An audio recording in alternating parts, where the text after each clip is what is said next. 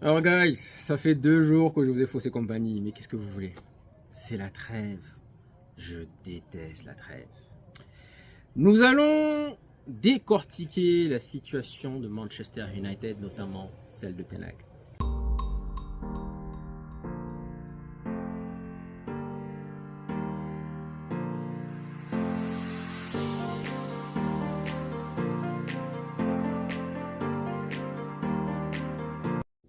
Alors guys, pourquoi je déteste la trêve? Tout simplement parce que les seuls matchs qui m'intéressent, c'est Manchester United. Avant, par le passé, je pouvais venir m'asseoir le samedi matin, regarder Liga, Serie A, Première Ligue, Ligue 1, dimanche pareil. J'étais là quasiment de 11h jusqu'à minuit. Et en plus de cela, le dimanche, je regardais encore l'équipe du dimanche. Magnifique. Aujourd'hui, j'ai plus le temps. Et sincèrement, je sais pas, ça ne m'intéresse plus. Donc aujourd'hui, je déteste la trêve parce que normalement, ce week-end veut dire Manchester United. Même si ça joue pas bien, même si c'est triste, même si... Mais c'est quand même ton club, tu as hâte de le voir. Donc je déteste vraiment la trêve. Bref, guys, je vais revenir sur une déclaration de Radcliffe qu'il a faite donc, lors de sa première interview. On a déjà commenté, mais on va y revenir dessus. Il avait dit, nous, en disant nous, il voulait dire moi, donc lui Radcliffe, ainsi que Bryce Ford, Jean-Claude Blanc et Dan Ashworth, savons exactement comment nous voulons jouer. Le coach va devoir donc suivre les directives. Voilà ce qu'il avait dit. Et aujourd'hui, il y a une rumeur qui dit qu'en fait, ce que Ineos est en train de rechercher, il recherche plus un coach plutôt qu'un manager. C'est quoi la différence entre un coach et un manager? Un coach qui va s'occuper de son équipe. Basta. Et le manager, c'est ce que faisait Ferguson et c'est ce que fait actuellement Ten Hag. C'est-à-dire qu'il sera... on va lui poser des questions sur les recrutements, sur les U18, les U21, les U23. En fait, il a une vision large sur tout. Sur l'état de la pelouse, sur diététicien, quasiment tout. Et la différence entre un coach et un manager, donc le coach, il va s'occuper que de son équipe. Pourquoi je reviens dessus? Parce qu'il y a eu énormément de rumeurs ces derniers temps, vous l'avez vu. On a parlé de Southgate, on a parlé de Patrick, on a parlé de... Il y a même la rumeur de Anger, donc le coach de Pochettino, qui est le coach de Tottenham actuellement. Donc tout ça, ce sont des coachs, ce ne sont pas des managers. C'est-à-dire que, par exemple, Potter, pourquoi ça marchait bien et pourquoi il s'est cassé la gueule à Chelsea, c'est parce que il devait s'occuper que de sa tâche de coach. Il n'était pas impliqué dans les autres tâches. Maintenant, je reviens sur cette phrase parce que la question que je vais vous poser, c'est est-ce qu'à votre avis, le board de City ou le board de Liverpool ou le board du Real, peut-être pas, vont venir dire à Guardiola et à Klopp, nous voulons jouer comme ça et nous t'imposons de jouer comme ça? Je sais que oui, quand il dit ça, forcément, à l'époque, quand il avait dit ça, ça m'avait fait plaisir parce que je me suis dit tout d'un coup, ça veut dire qu'il va vouloir un football attractif et que le coach va devoir faire ce jeu. S'il n'est pas capable, il va sauter. Mais en même temps, aujourd'hui, un peu, en y réfléchissant, ça me dérange un peu parce que c'est vrai que vous avez une vision, mais c'est pas parce que, en gros, j'ai une vision pour faire construire ma maison, et c'est pas pour autant que je connais mieux le travail qu'un architecte. Est-ce que vous voyez ce que je veux dire? Donc ça me dérange un peu. Maintenant, bon, je voulais y revenir parce que j'ai écouté encore l'émission Overlap, donc de Gary Neville, Rocky, Ian Wright, et bien sûr, surprise générale, l'autre là, il n'était pas là. Carragher n'était pas là. Probablement suite au goût amer de la défaite contre Manchester. Alors, ce qui m'a intrigué dans cette histoire, c'est qu'ils ont un peu amené le sujet Southgate. Et je suis vraiment choqué du fait que Rocky nous sorte, je peux voir cela arriver. Le fait de mettre Southgate, manager de Manchester United, je peux voir cela arriver. Mais ce qui m'a encore plus choqué, c'est l'argument qu'il a donné derrière. En disant, il est bien habillé. Masterclass. Donc, conclusion, parce qu'il est bien habillé, cela signifie que voilà quoi, il a le poste pour venir, il a l'aura pour venir se poser sur le banc de Manchester United. No comment. Et Gary Neville a poursuivi en disant oui, je peux voir. Ils ont parlé de la relation Dan Ashworth. Vous savez, Dan Ashworth a travaillé avec la FA Cup, enfin la FA. Désolé, a travaillé avec la FA. Et donc ils ont collaboré avec Southgate pendant quelques années. Et donc on estime que puisque c'est Dan Ashworth, petite parenthèse guys, Dan Ashworth apparemment il est en train de travailler. J'ai eu 2-3 sources qui nous disent qu'il travaille déjà en coulisses et qu'il a déjà commencé à faire des propositions. En réalité, ce sont des propositions qu'il devait faire à Newcastle. Et là maintenant il les propose à Manchester puisque Newcastle l'a mis au frigo. Et donc Dan Ashworth aujourd'hui il est en train de travailler. On a gelé son compte, on a gelé dans son ordinateur. Il n'a plus droit à ses accès pour travailler avec Newcastle. Donc là il est à la maison tranquille, à regarder le soleil, à faire parfois une petite piquée dans la piscine. Voilà ce qu'il fait. Mais bien sûr, il y a plusieurs rumeurs qui disent qu'il a rentré travailler en coulisses. Donc parce que Dan Ashworth et Southgate ont travaillé ensemble, ont collaboré ensemble, c'est la raison pour laquelle le cas Southgate est arrivé beaucoup. Moi je vous ai déjà dit, je pense que c'est du pipeau. Je ne vais pas accorder du crédit. Et je vous ai déjà dit, je pense que Ten Hag va rester. Maintenant, le problème qui se pose, c'est est-ce que Ten Hag va vouloir accepter qu'on lui réduise ses pouvoirs? Parce que si Ineos vient et qu'ils te disent aujourd'hui, maintenant, tu ne seras plus impliqué dans les autres tâches, ça dépend comment on voit les choses. Peut-être que oui, ça peut te permettre de mieux te concentrer, mieux te focaliser, mieux travailler. Mais en même temps, manager, c'est cool quand même. Moi, Ferguson, je lui donne big up parce que c'est cool d'être manager. Tu as l'œil sur tout. Et je veux revenir également sur le rôle. Il y a eu une interview de Rio Ferdinand avec Fletcher. Je vous ai toujours dit que Fletcher était un tocard.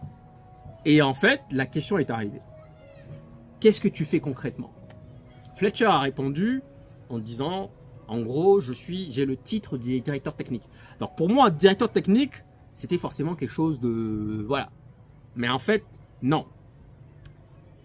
Dans ce que Fletcher il explique, il doit s'assurer que le jeu des U18, qui est en fait en réalité une continuité entre les U18, U21, U23 et l'équipe première.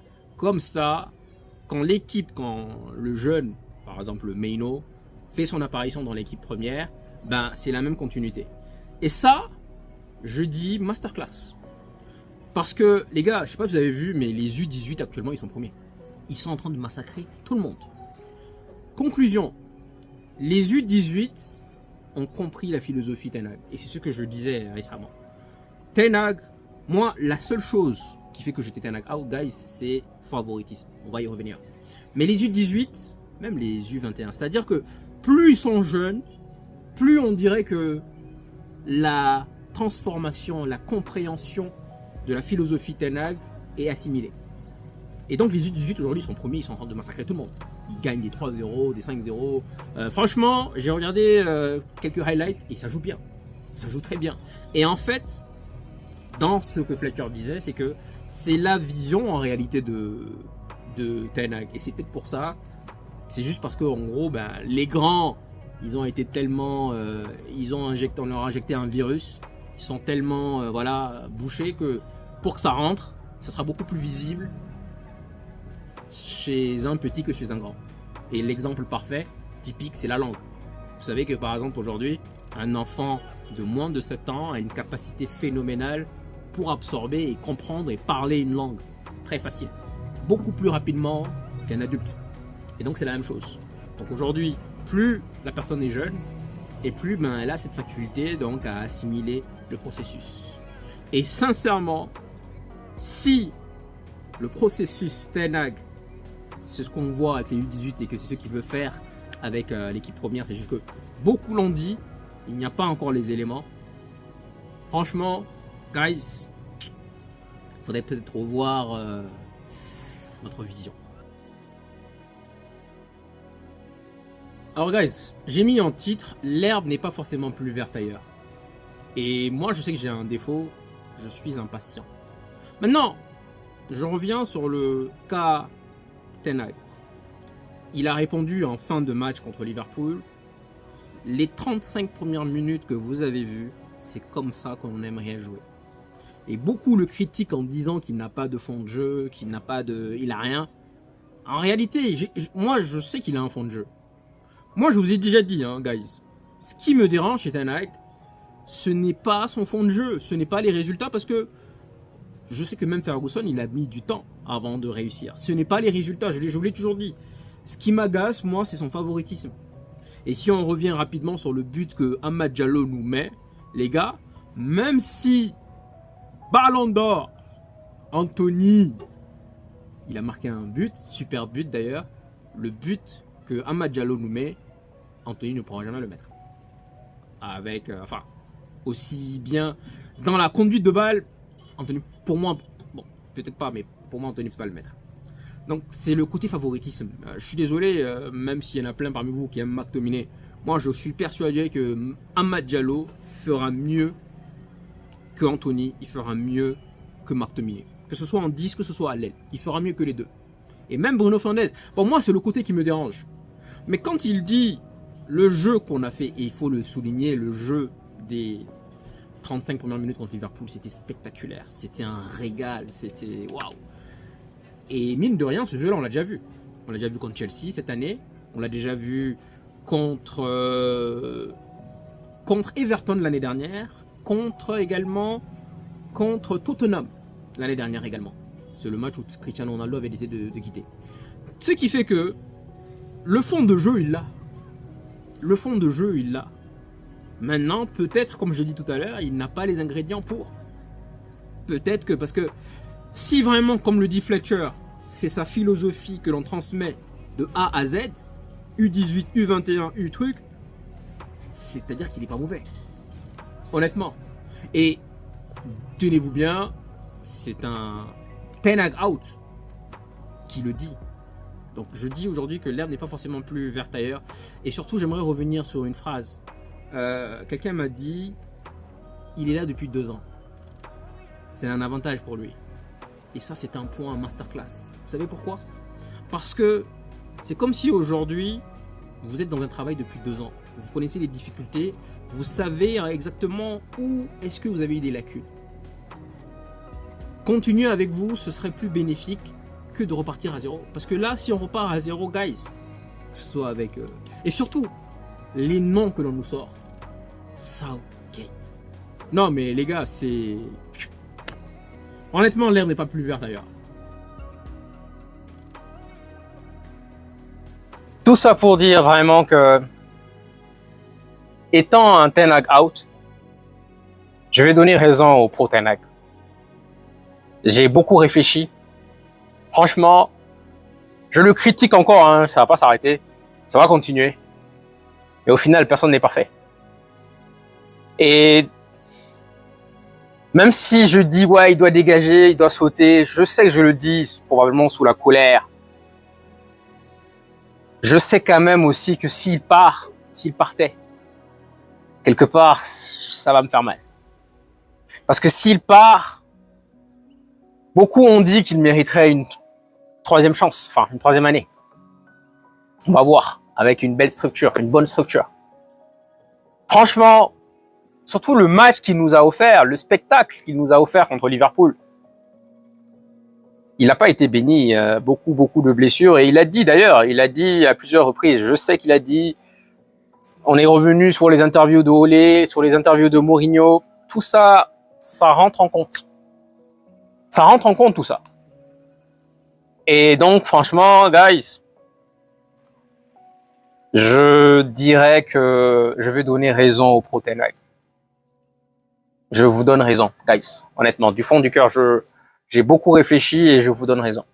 Il mérite de rester encore une année. Bien sûr, il y a des critiques, hein, le jeu, tout ça. Mais je me dis que si tu as un Martinez au top de sa forme, tu achètes un autre défenseur central capable de ressortir le ballon comme Martinez.